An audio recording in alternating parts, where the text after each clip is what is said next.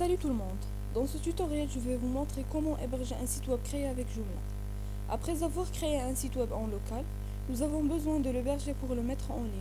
Et pour héberger un site web créé avec Joomla ou bien n'importe quel CMS basé sur le PHP et MySQL, nous avons besoin du dossier qui contient les fichiers utilisés pour créer ce site et les fichiers de la base de données. Après, on va transférer les données vers le serveur et créer une nouvelle base de données qui va contenir la base de données qu'on a utilisée en local. On commence par exporter la base de données utilisée en local. Pour cela, je vais utiliser le XAMPP. Vous pouvez aussi utiliser le WAMP Server.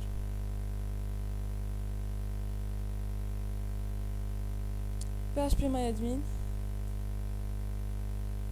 Et je clique sur la base de données déjà créée. Exporter. Puis exécuter. Je clique sur exécuter pour télécharger le fichier qui contient les éléments contenus dans la base de données. Voilà.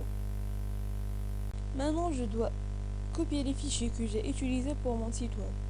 Je reviens au répertoire où se trouve le dossier de mon site.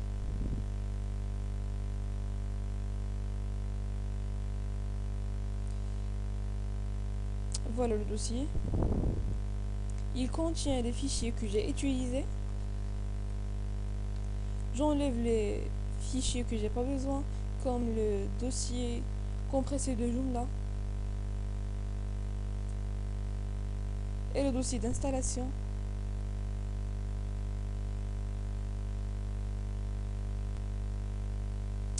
Puis je dois compresser ce dossier.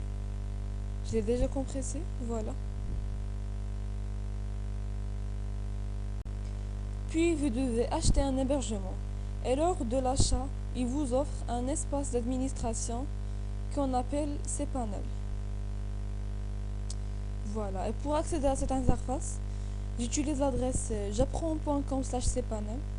Cette adresse va vous mener directement vers cette interface qui facilite la gestion des emails, la gestion des noms de domaine et la gestion des bases de données. On va héberger notre site web avec l'aide de l'outil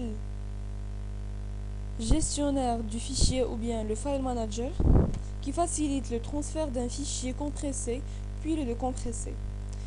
Je clique puis je choisis le nom de domaine vers lequel je veux héberger. Je clique sur OK.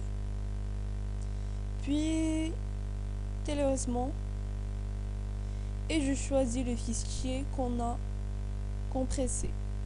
Voilà. Puis je clique sur ouvrir et j'attends le transfert des fichiers.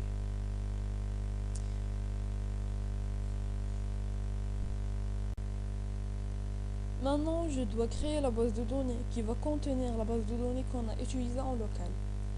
Je reviens à l'administration, la base de données, et je clique sur base de données MySQL. Je viens ici et je donne le nom de la nouvelle base de données. Et je clique sur créer une base de données.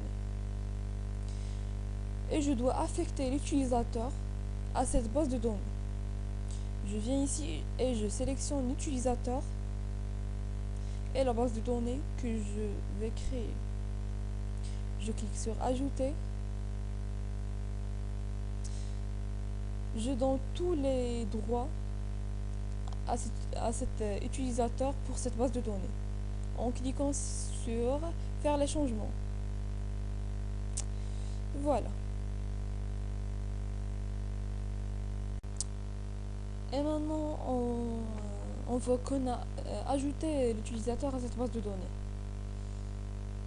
Je reviens et voilà le fichier qu'on a transféré.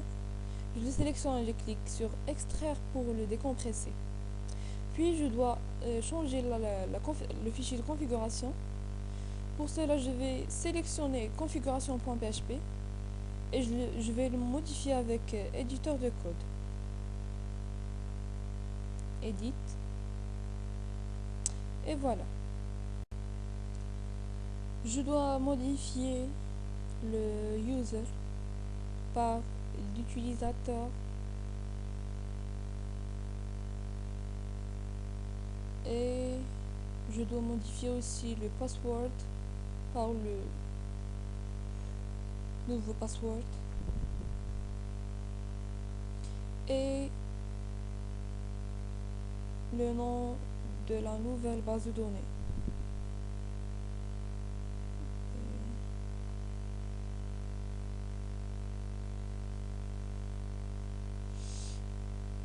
Voilà.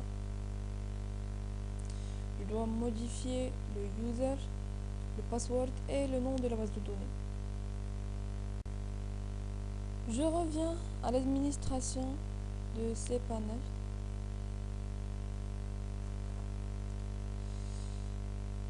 Et je clique sur PHPMyAdmin pour importer la base de données qu'on a exportée au début.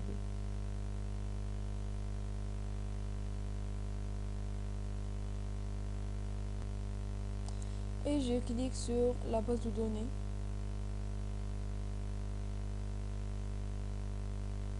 Je clique sur importer.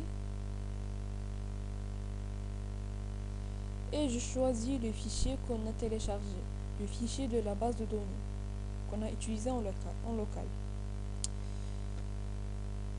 Et voilà, après tout ça, votre site sera en ligne.